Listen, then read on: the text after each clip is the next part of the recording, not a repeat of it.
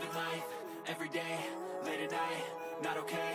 All I want, and I pray, all I need are some better days. Fuck me, I'm looking in the mirror, so foggy, but I've never seen clearer. I don't really think anyone can save me, and honestly I'm not really sure I want saving. I like to be my own worst enemy. There's no risk if you don't try at anything, so I'ma just keep buying everything. See you in the next life, have to be a better me. I don't think that my head's on straight, gotta flip it and grip it and go and get an x-ray.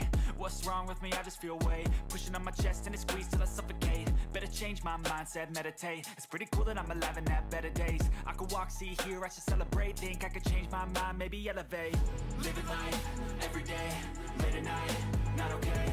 All I want, and I pray, all I need are some better days. Yeah, all I need are some better days. Cause all I want, and I pray, I believe in the better days. I'm kinda stuck between a rock and a hard place. Do I work hard, or live at my pace? You're only young once.